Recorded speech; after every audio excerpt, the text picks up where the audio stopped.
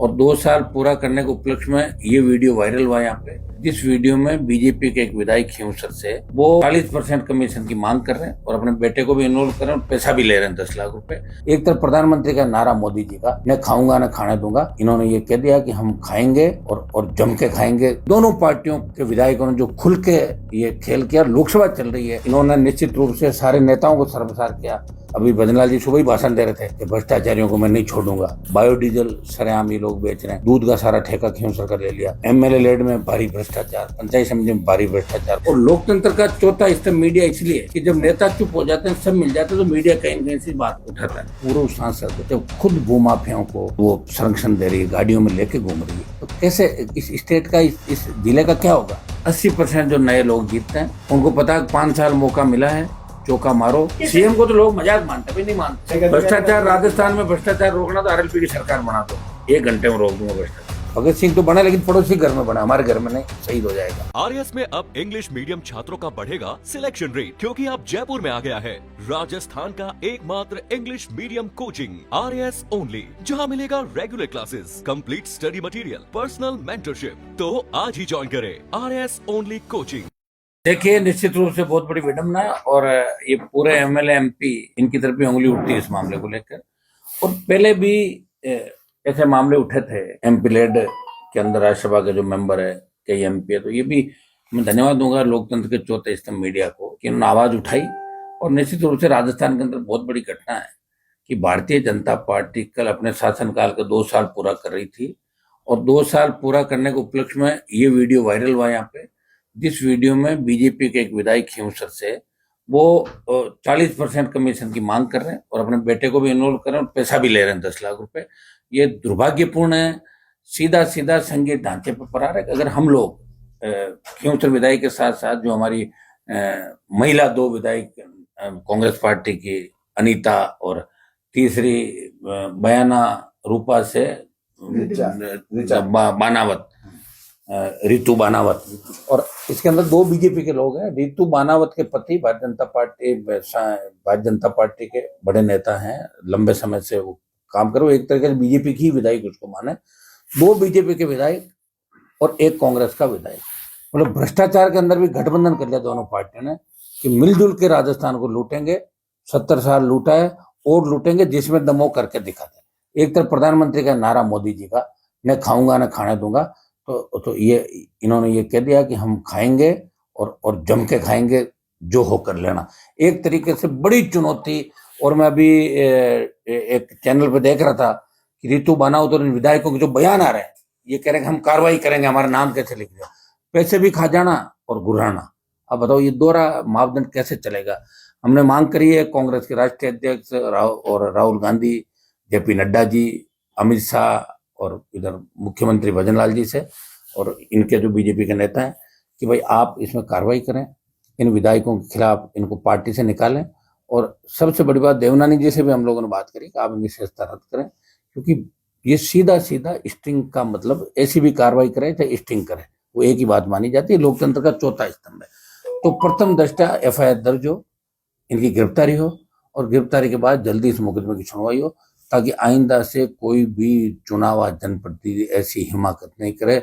खुला भ्रष्टाचार का खेल और ये दोनों पार्टियों के विधायकों ने जो खुल के ये खेल किया, लोकसभा चल रही है, और इन्होंने निश्चित रूप से सारे नेताओं को शर्मसार किया, हमारे इलाके खींवसर को शर्मसार किया, नागौर को शर्मसार किया, जहां जहां से वो जीत का है उन सबको शर्मसार किया।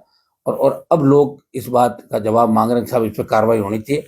तो मैं भी सरकार से मांग करता हूँ इनके खिलाफ कानूनी कार्रवाई हो, मुकदमा दर्ज हो और इनकी गिरफ्तारी हो, तीनों विधायकों की, और जो इनके पति और जो पैसे लेने वाली जो टीम बताई बेटे की, इस गिरफ्तारी को हम लोकसभा के अंदर भी इस मामले को कल मौका मिला निश्चित रूप से उठाएंगे और मोदी जी को कहेंगे, क्या मोदी जी, और अभी भजनलाल जी सुबह ही भाषण दे रहे थे कि भ्रष्टाचारियों को मैं नहीं छोड़ूंगा, तो मना कौन करे? या हो गए ना 3-4, तो ये अभी मेरे पार्टी से निकालो, एफआईआर लॉन्च करो, गिरफ्तार करो इनको।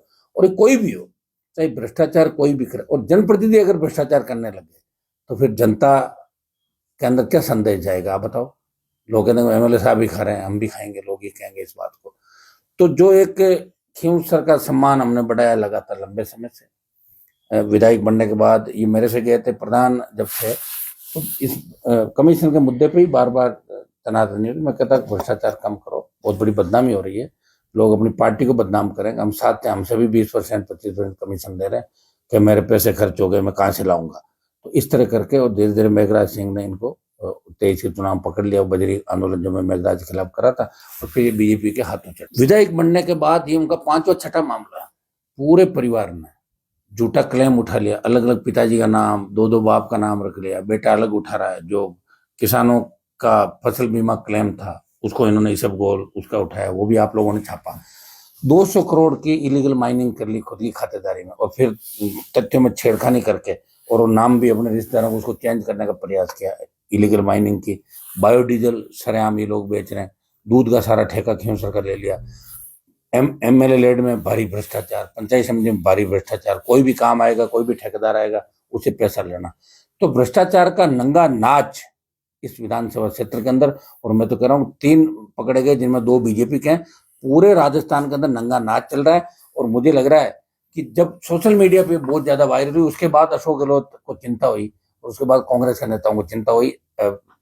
6 घंटे अखबार 5-6 बजे आ जाता है, उसके बाद 11 साढ़े 11 बजे अशोक गहलोत का बयान आता कि कार्रवाई करनी चाहिए। तो करो कार्रवाई, मना कौन कर रहा है? निकालो पहले अपने विधायक को बाहर, आप बर्खास्त करो, उसके बाद अपना आप निकल, या बीजेपी पहल करे। अब इनका कंपटीशन होगा पहले कौन कार्रवाई करे, तो पहले बाद के चक्कर के अंदर हो सकता है कि नहीं भी करे, लेकिन हमारी मांग रहेगी। और निश्चित रूप से बहुत गलत संदेश पूरे देश के अंदर राजस्थान का गया कि राजस्थान के विधायक सांसद इस तरह भ्रष्टाचार के अंदर इन्वॉल्व है। और मैं सरकार से मांग करता हूँ कि आपराधिक मुकदमा दर्ज हो, इनकी गिरफ्तारी हो, बाप बेटे की, और उधर रितु और उनके पति की, और तीसरा जो अनीता और उनके परिजनों की, जो लोग इसके अंदर इन्वॉल्व थे। क्योंकि स्टिंग का मतलब भी मुझे पता है कि अशोक गहलोत के समय बीजेपी के 1-2 लोगों के खिलाफ शायद स्टिंग का इन्होंने कोशिश करवाई थी कुछ लोगों ने, तो उसमें भी मुकदमे दर्ज हुए थे। तो मुकदमे दर्ज होने चाहिए और गिरफ्तारी होनी चाहिए। अगर भजन लाल जी चाहते हैं कि 2 साल की उपलब्धि में कुछ, क्यों भजन लाल जी का भी ज्यादा समय बचा नहीं, मैं आपको बता दूं। दिल्ली बहुत नाराज है, कुछ भी नहीं कर रहे हैं, कोई रिजल्ट नहीं आ रहा है, और इस हिसाब से अगर पंचायत चुनाव है तो बीजेपी बहुत पिछड़ जाएगी। और इनके नेतृत्व में अगर अगली बार चुनाव 28 का, तो कोई बड़ी बात नहीं, भारतीय जनता पार्टियां तीसरे दल के रूप में चली जाएगी, जो राजस्थान की हिस्ट्री के अंदर आज तक नहीं गई। एक नया इतिहास भी बन सकता है। तो हमारी दोबारा से मांग है कि इन भ्रष्टाचारियों के खिलाफ नकेल करते हैं, और भ्रष्टाचार जो नीचे से लेकर ऊपर तक, हम ये कह रहे हैं ऊपर से अगर शुरुआत करोगे तब नीचे सुधार होगा। अब ये तो ऊपर से भ्रष्टाचार आप करोगे, तो मैं तो कह रहा हूँ इनके जितने भी पैसा इन्होंने दिया, जिन इस 2 साल 1.5 साल के अंदर जो भी काम यहाँ पे हुए, इनकी सिफारिश में जो काम हुए, इनके सारे सिफारिश लेटर सीएम को मंगाने चाहिए, देखना चाहिए कहाँ कहाँ फंड दिया, कहाँ नहीं दिया। उन सब की भी डीएमएफटी का जो पैसा भी दिया, उसके अंदर भी जांच होनी चाहिए कि एमएलए की रिकमेंड में जो काम हुआ उनमें कितना पैसा लिया गया। निश्चित रूप से बहुत बड़ा घपला घोटाला है। और इनके बाकी भी जो बायोडीजल माइनिंग और फसल बीमा के जो मामले, उनमें भी दर्ज करके इन्होंने फार्म के अंदर भी जो तथ्य छुपाए उसकी भी जांच हम करवा रहे हैं। तो निश्चित रूप से नागौर खींवसर की बदनामी है, किसान कौम की बदनामी है, और हम सब की ये बहुत बड़ी बदनामी आज इस वायरल वीडियो के बाद। मैं धन्यवाद दूंगा भास्कर के जो स्टिंग जिन लोगों ने जान हथेली पर लेके, क्योंकि जो भी स्टिंग करता है तो निश्चित रूप से उसकी दुश्मनी बढ़ जाती है। और लोकतंत्र का चौथा स्तंभ मीडिया इसलिए कि जब नेता चुप हो जाते हैं, सब मिल जाते हैं, तो मीडिया कहीं न कहीं से बात को उठाता है। तो मैं तो ये कह रहा हूँ कि आपको जनप्रतिनिधियों का ध्यान रखना चाहिए, अधिकारियों का भी। कोई अधिकारी गड़बड़ी करता है तो उसका भी इलाज इसी तरह करना चाहिए, ताकि अपना, आप आजकल तो सोशल मीडिया की ताकत सबसे बड़ी ताकत है। आप देखिए देश के अंदर ट्रेडिंग में शायद 2 नंबर 1 नंबर पे मामला आ गया, तो कार्रवाई तो होगी, ये तय है। ये पार्लियामेंट में भी उठेगा मामला कि भाजपा कांग्रेस ने मिलकर राजस्थान में भ्रष्टाचार किया, दोनों पार्टियां मिली हुई है। और ये सबूत इन्होंने वायरल वीडियो में दे दिया कि एमएलए लेड का पैसा भी मिलकर खा रही दोनों पार्टी। जैसे नागौर का एसडीएम है जिसको लगा रखा है, यहाँ कल कोई लैंड पे कब्जा कर रहे थे, मैंने भी फोन किया कलेक्टर, एसडीओ मौके पे गया, उसके बाद एसडीओ का खुद का एक प्लॉट है उसके अंदर, उसके बाद एसडीओ ने फोन बंद कर लिया। उसका भाई कोई तीसरा होगा, एक्शन वो होगा, तो नीचे तहसीलदार होगा। सारे अधिकारी भ्रष्टाचार में लिप्त है, और जो भ्रष्टाचार करना चाहते हैं वही नागौर आते हैं। इनका काम है कि जैसे हनुमान जी किसी के खिलाफ मामला उठाएंगे तो हम जाके कह देंगे सीएम साहब को, साहब हनुमान जी को हम कमजोर कर रहे हैं, देखो देखो हमने खींवसर सीट में कब्जा कर लिया, हनुमान जी कमजोर, इस आड़ में भ्रष्टाचार कर। ये धंधा लोगों का यहाँ पर, मेरे नाम से 4 बुराई करो और नागौर में भारी भ्रष्टाचार करो। तो ये हो गया। पब्लिक मारी जा रही है, आप देखिए पब्लिक के पास कुछ भी नहीं पहुंच रहा। आप तो मेडिकल, मैं ये कह रहा हूँ, मैं दिशा की मीटिंग लेता हूँ, मैं उपस्थिति यहाँ दर्ज कराता हूँ। आप ये बताइए, पूर्व सांसद जब खुद भूमाफियाओं को वो संरक्षण दे रही है, गाड़ियों में लेके घूम रही है, तो कैसे इस स्टेट का इस जिले का क्या होगा? ये तो बाढ़ ही जब खेत को खाने लग जाए तो उस खेत का क्या होगा? ये निश्चित रूप से बहुत बड़ी विडंबना है।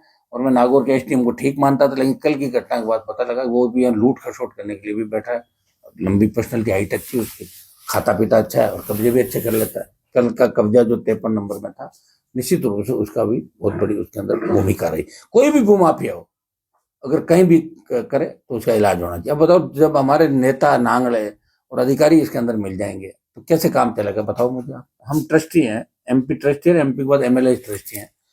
तो डीएमएफटी के अंदर ज्यादातर तो अधिकारियों ने दिया, इनको नॉलेज भी नहीं है एमएलए साहब को।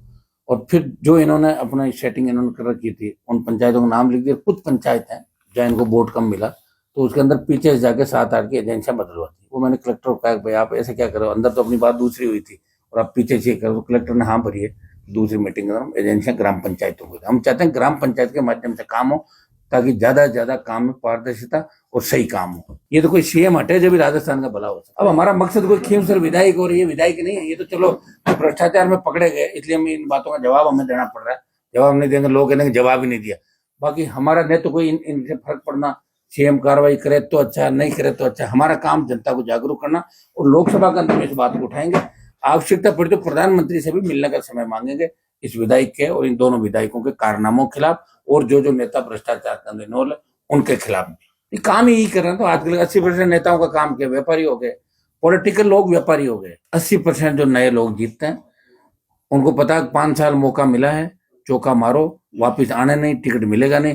तो इसीलिए भ्रष्टाचार पनप रहा है। पार्टियों को खुद को सोचना होगा टिकट देना से पहले शपथ पत्र के साथ। और मैं तो मानता हूँ जिस स्टेट में सीएम समझदार नहीं होता उस स्टेट में निश्चित रूप से होगा। अभी तो आप एथेनॉल की फैक्ट्री का आप देखना, लॉ एंड ऑर्डर जगह जगह कैसे बिगड़ेगा। ये बदरी रिया वाला मामला वापिस उठेगा, फिर दूसरे मामले उठेंगे। तो ये मामले उठेंगे तो निश्चित रूप से जनता अंदर से क्रोधित है। कांग्रेस मौन है, बोल नहीं रही है।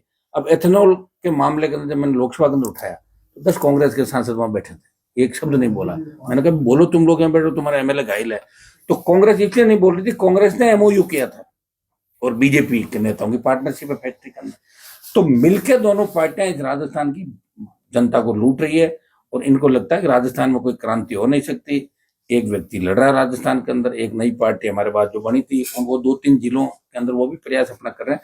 लेकिन राजस्थान बहुत बड़ा है और बहुत बड़े राजस्थान में आप देख रहे हो हर जगह लड़ना, प्रयास करना। एक सिंगल मेंबर पार्टी जो लड़ाई लड़े, मैं तो देश के अंदर जब किसान आंदोलन हुआ तो मुझे बलिदान देना पड़ा और मुझे लग रहा है कि मेरे बलिदान से अगर राजस्थान की जनता को फायदा हो तो हम सत्ता से बाहर रह के भी राजस्थान के लोगों का भला करेंगे। सत्ता का मोह हमारे को नहीं है, वो भी भारतीय जनता पार्टी वसुंधरा जी के प्रति उनकी आस्था है। तो अब मैं मान लो साथ लेना भी जो उन्होंने नहीं आए तो मैं क्या कर सकता हूँ? मेरी तरफ से तो विकल्प खुले हैं, आए। क्योंकि मुस्लिम जाट मेघवाल ये कॉम्बिनेशन जो हमने जेएमएम का नारा दिया था, ये जब लोग साथ आएंगे तभी मोर्चा बनकर पार्टी ताकतवर बनेगी। लेकिन अगले कौन कौन लोग आएंगे? साथ तो मेरे किरोड़लाल जी भी थे 18 में, 6 महीने पहले चले गए। साथ आए और साथ दे, तब जाके मोर्चा बनता है। और मोर्चा नहीं बनता, मैं तो ये कह रहा हूँ पार्टी, एक पार्टी ताकतवर होकर उभरे। राष्ट्रीय लोकतांत्रिक पार्टी इस बार बड़ी ताकत के साथ उभरेगी। और क्योंकि राष्ट्रीय लोकतांत्रिक पार्टी का जो प्रभाव है वो 30 से 35 जिलों में है राजस्थान के अंदर। आदिवासी बहुल्य 4-5 जिले ऐसे होंगे जहां आरएलपी का प्रभाव आप कम मान सकते हो। बाकी हर जगह राष्ट्रीय लोकतांत्रिक पार्टी ने 18-23 के अंदर दस्तक दी, चुनाव लड़ा, मजबूती के साथ खड़ी रही। और बड़े आंदोलन, बड़ी रैलियां जो राजस्थान में करी वो राष्ट्रीय लोकतांत्रिक पार्टी ने करी। जब लोग ना उम्मीद हो जाते हैं तो आरएलपी पार्टी ही लोगों को न्याय दिलाती है। चाहे एसआई भर्ती का मामला देख लो, चाहे बजरी आंदोलन देख लो पिछली बार, कि मेघराज सिंह को भी अगर हवा खिलाई और जेल में भेजने का प्रयास किसी ने किया और उसको ये बताया कि लोकतंत्र सबसे बड़ा होता है, पैसे से खरीदा नहीं जाता हर नेता, वो आरएलपी की ताकत नहीं बताया था। अब लोग हमें नहीं समझ पाए, वोट नहीं दिए। अगर हमारे 10-12 विधायक होते तो आज राजस्थान की स्थिति ये थोड़ी होती। इसलिए एक सांपना दूसरा नागना, चोर चोर मोसेरे भाई वो। और भ्रष्टाचार के अंदर भी इन्होंने देखो गठबंधन के साथ भ्रष्टाचार किया और एक साथ वीडियो वायरल हुआ। और कमीशन भी इनका लगभग शायद एक 40% ले रहा है, एक दूसरा 30, उसको होगा नहीं, वो जितना भी ले रहा। लेकिन मिलके इन्होंने कि इसमें भी हम भ्रष्टाचार भी साथ करेंगे, कोई ये नहीं कहते भाई साथ नहीं किया। सरकार का ग्रामीण विकास मंत्रालय, जो स्टेट का ग्रामीण विकास मंत्रालय है, ये उनको भी कार्रवाई करनी चाहिए। डॉक्टर साहब बड़े लंबे लंबे भाषण दे रहे हैं किरोड़ीलाल जी, उनका ही तो है सारा एमएलए लेड, उनके पास ही तो है। मेरा तो 5 करोड़ का एमएलए लेड और खा गए। जो मैं जब 23 के अंदर जीता था तो 23 नवंबर से लेके 24 नवंबर तक तो मैं ही विधायक था यहाँ पे। 24 में नया विधायक बना, फिर मैं एमपी बना, तो मेरा 1 साल का बजट भी सरकार ने इसलिए रोक लिया कि हनुमान जी को हम बजट देंगे तो हो सकता है वापस एमएलए के चुनाव के अंदर इनको वोट ज्यादा मिले। इसलिए मेरा 5 करोड़ रुपए बजट अटका पड़ा है। अगर वो बजट समय पे खर्च होता तो लोगों के काम आता। वो मेरी रिकमेंडेशन थी 5 करोड़ की, वो सरकार ने अटका दिया। उस पर से लड़ रहा हूँ मैं लड़ाई उसको, हाईकोर्ट में गया था, हाईकोर्ट से निर्देश दिलाए, लेकिन सरकार अभी भी पैसा नहीं दे रही। मेरा 5 करोड़ खा के बेटी भजन लाल से एमएलए रेड की जांच के लिए एक अलग एक वो बना है। एमएलए रेड में अगर एमएलए कोई गलत रिकमेंडेशन करता है तो ये उन अधिकारियों की जिम्मेदारी जो नीचे बैठे हैं वो भी बराबर के वो बनेंगे मुलजिम। जिस बार बार इसमें सीओ का नाम आ रहा है, तो सीओ जो भी है, इसका मतलब जो सीओ वो भी उकसा रहा होगा दरी के लिए। जहां सीओ थे तो बात तो वहीं से आई है ना, तो उन पर भी कार्रवाई होनी चाहिए। इस मामले को भ्रष्टाचार निरोधक ब्यूरो को आज ही सीएम को देना चाहिए, अगर उनकी बात में दम है तो। वैसे सीएम की बात में दम नहीं, मैं नहीं मानता। सीएम को तो लोग मजाक मानते हैं, भाई नहीं मानते। और जो स्कूलें गिर रही है उनको ठीक नहीं करो, जो बच्चे खत्म हो गए उनको पैसा अंदर एक एक बकरी दे रहे हो आप झालावाड़ के अंदर। जो सीएम को कम से कम 50 लाख 1 करोड़ रुपया देना चाहिए। वसुंधरा जी का इलाका था, वो मामले को लोकसभा के अंदर हमने उठाया, बड़े आंदोलन चले। हमारे बच्चों के बैठने की जगह नहीं, बच्चे जान गंवा रहे, वहां नहीं दे रहे हो। दरी पट्टियों के लिए भ्रष्टाचार आप कर रहे हो, अधिकारी इन्वॉल्व है और नेता इस तरह भ्रष्टाचार कर रहे हैं। ये तो खुलेआम बात होगी और इसमें ज्यादा मेरे हिसाब से कहने की आवश्यकता नहीं। पूरा देश आज देख रहा है कि राजस्थान को शर्मसार इन 3 लोगों ने किया। और अगर ऐसे 10, 20, 25 का और स्टिंग हो जाए, कुछ बड़े अधिकारियों को हो जाए, कुछ पुलिस अधिकारियों को हो जाए, फिर तो सारे मामला सामने आएगा। भ्रष्टाचार राजस्थान में भ्रष्टाचार रोकना तो आरएलपी की सरकार बना दो, 1 घंटे में रोक दूंगा भ्रष्टाचार। अब कैसे कर, मैंने आपको जवाब दे दिया। वो तो वही होता है, डंडा लेके निकल जाओ और खुद ही करो इलाज, वही रुकता है भ्रष्टाचार। भजनलाल जी को पता ही नहीं कौन सा फंड कहाँ जाता है, इनको तो खुद लिख के भाषण देता है, पढ़ देते हैं, गलत पढ़ देते, लिखा हुआ ही गलत पढ़ देते हैं। कहाँ से भ्रष्टाचारी रोकेंगे? सारे भ्रष्टाचारियों को तो आसपास बिठा दिया इन्होंने, तो रुकेगा कैसे भ्रष्टाचार बताओ। बारीक अवैध खनन जिसमें कांग्रेस नेताओं का भी था, पांचोड़ी कर्नू बेल्ट के अंदर, माणकपुर बेल्ट के अंदर, बड़े नेता कांग्रेस बीजेपी के जो ढंग के नेता है वो अवैध माइनिंग करवा रहे हैं। प्रयास हम करेंगे इलीगल माइनिंग को रोकें। इस पूरे खींवसर में तांतवा से लेकर गोटन तक का बीच का जो इलाका, लाइम स्टोन, सैंडस्टोन, यहाँ पर माइंस जो अवैध चल रही उसका 20,000 रुपये जाता है, जिसमें 5,000 संबंधित थाना एक माइंस का, 5,000 एसडीएम, 5,000 एमएलए और 5,000 इनका और मिलकर हो जाता है। मतलब 20,000 से 40,000 रुपये पर माइंस का कमीशन है। इलीगल माइनिंग रोकनी चाहिए। गरीब आदमी तो उसमें कुछ कमा नहीं पाता, एक बार पकड़ा जाता है तो उसको, लेकिन बड़े लोग इसके अंदर ढंग से कमाई कर लेते हैं। और जब मैंने कहा ना बाढ़ खेत को खाने लगे, हमने तो आड़ से कभी ये नहीं देखा इधर क्या हो रहा, कितने भट्टे हैं, कितनी माइंस है, चेक भी नहीं की कभी। लेकिन अब ऐसे लोग आ गए जिन्होंने कुछ देखा नहीं जीवन के अंदर, जो लोगों से ही पड़े बड़े, उनको एकदम से मिल गया, एकदम से मिल गया तो अपच हो गई, तो ये तो नुकसान करेगी निश्चित रूप से। ये खींवसर के लिए भी घातक है और आने वाले टाइम के लिए भी घातक है। एक तरीके से खुद ही इस व्यक्ति को आगे आके कि भाई मेरी गंभीर चूक हुई है और मैं अभी छोटा हूँ, तो फिर भी थोड़ी बात रह सकती। ये कह रहा है मैं तो हनुमान जी को हरा गया, हनुमान जी से बड़ा हूँ, ये करना चाहिए। वैसे हराया मुझे नहीं इसने, मैंने हरा दिया था इसको, मैंने झूठा छोड़ा था वापिस उपचुनाव, ये मेरा झूठा छोड़ा हुआ खाया था इसने। ओरिजिनल चुनाव में मैं ही जीता था। 23 के उपचुनाव, 23 के चुनाव में खींवसर से आरएलपी की जीत हुई थी। मेरा मन हो गया मैं एमपी का लड़ूं, तो दे दिया इसको। सब लोग मिल गए, कांग्रेस भी मिल गई, मौका लग गया। तो बार बार कह रहा मैं हनुमान जी को हरा दिया, मेरे को नहीं हराया। 4 साल के लिए बना एमएलए, 5 के लिए नहीं बनाया। 4 में भी 1 साल के अंदर क्या कोराम मचा दिया देख लो आप। माइनिंग से लेके, बायोडीजल से लेके, डोडा पोस्ट से लेके, सारा परिवार में मुकदमे होंगे, 15 मुकदमे कम से कम परिवार के छोटे मोटे बच्चों पे लगे। तो टोटल जो इलीगल काम है सारे इसके रिश्तेदार धूम धड़ाके से कर रहे हैं। और इस बात के लेकर हम हनुमान जी के खिलाफ हैं। भजनलाल जी इस बात को समझते नहीं, कुछ लोग कह देते हैं, और कुछ लोग जो पहले कांग्रेस के साथ डोलते थे इनके साथ डोलने लगे, क्योंकि हनुमान जी सही बात कहते हैं, वो पकड़ में नहीं आ रहे। मैं अगर ऐसा कोई काम कर देता तो मुझे थोड़ी छोड़ती सरकार। मेरा तो 2 लाख रुपए लगे बिजली का जो बिल था, पैसा दिया हुआ कनेक्शन जब काट दिया इन्होंने, जब मैं डीबी से जीत गया तो भी रिव्यू लगा रहे हैं कि डीबी में गलत फैसला हुआ था, वापस करो इसको। तो सरकार जितनी हड़केपन पे आ गई, सारी पंचायतों को मैंने तो कहा नहीं किस तरह तोड़ मरोड़ करके, उससे क्या फर्क पड़ता है? क्या फर्क पड़ेगा बताओ मुझे। आज ये बाहर सरपंच बैठे इतने सारे, आराम से बैठ के बात कर लेते हैं इनसे। जब पहले कमिटमेंट हो गया था तो नागौर पंचायत समिति में इस तरह अलाइक से बालाजी को ले गए, तो इन लोगों से बात तो करते हैं एक बार। कहाँ बालाजी तो नोखा के पास है, अलाइक मिड है, या इनको बैठा के सहमति बनवा लेते कोई न कोई। ये भजनलाल जी भी पहले क्या करते थे आपको पता, सीएम बन गए। ये आगे का क्या है पीछे का क्या, अपना हाथों बच्चा पैदा होता है, माँ बाप के सामने हो जाता 25 साल बाद, उसका इलाज है क्या किसी के पास? कि आगे क्या होगा। किसी ने सोचा क्या कोरोना आएगा, आगे ना मर गए लोग। मैं ये कह रहा हूँ, मेरे यहाँ ट्रेनिंग ईमानदारी की, मेरे यहाँ जब तक था तो मैं रोज इसको डांट डपट करता था, भ्रष्टाचार मैंने नहीं करने दिया इसको। और जैसे ही मुझे छोड़ के गया, लोगों ने पकड़ लिया और अगला लूट खसोट कर ही रहा है। यहाँ कोई रोकने वाला नहीं है। आगे पीछे का क्या पता, मैं मेरी गारंटी ले सकता हूँ। मैं क्या कह रहा हूँ, मेरी जवाबदारी कि मैं हर चीज के लिए मैं जिम्मेदार हूँ कि मैं ईमानदारी के साथ इस देश की, इस प्रदेश की, देश की, क्षेत्र की सेवा करूंगा। साथ वाला क्या कर जाए। और मेरी पार्टी का आदमी अगर कोई काम करता तो अभी तो तुम्हें निकाल देता 15 मिनट का, रोकता थोड़ी उसको। आपराधिक कृत्य बनता है, मुकदमा दर्ज करें। और हाईकोर्ट भी इसके अंदर अखबार की न्यूज के आधार पर हाईकोर्ट संज्ञान लेके गिरफ्तारी का आदेश दे सकते। हम लोग प्रयास करेंगे और राष्ट्रीय लोकतांत्रिक पार्टी आवश्यकता पड़े तो लोकसभा में इस बात को उठाएंगे, रैली पे आंदोलन भी करेगी। इन भ्रष्टाचारियों के खिलाफ ढंग से वो ताकत के साथ लड़े पकड़े। लेकिन जिस व्यक्ति को भ्रष्टाचार विभाग के डीजी की जिम्मेदारी दी, मुझे नहीं लगता कि वो आदमी कुछ करेगा। क्योंकि सारी टीम जो डीजी के आसपास लगी है, ये वो लोग थे जब गहलोत की सरकार गिरी थी, उसमें फोन टैप कर रहे थे हम लोगों के। तो मुझे नहीं लगता कि कोई कार्रवाई ये इंटरेस्टेड होंगे। ये तो भजन लाल क्या करेगा। अब इनका तो अभी हालत ये है बीजेपी के अंदर कि बीजेपी के अंदर किसी आदमी का कोई कमिटमेंट हो जाता है तो गारंटर कोई नहीं कि उस बात पे सहमति भी होती कि नहीं होती, उसी पे लड़ते रहते हैं सारे। यहाँ भी राजस्थान की धरती शायद कोई बलिदान मांग रही होगी किसी ने, हमने तो दे ही दिया बलिदान। 20 साल से लड़ी रहे सड़कों पे। देखिए दिल्ली से मुआवजा नहीं आया, इसका हम प्रयास करेंगे सब किसानों को समय पर मुआवजा मिले। तंत्र में इतना भ्रष्टाचार हो गया कि मुआवजे के लिए भी अलग अलग एजेंट तैयार हो गए। श्रम विभाग की अभी जो बात इन्होंने श्याम जी ने उठाई थी, श्रम विभाग के अंदर किस तरह का भारी भ्रष्टाचार है।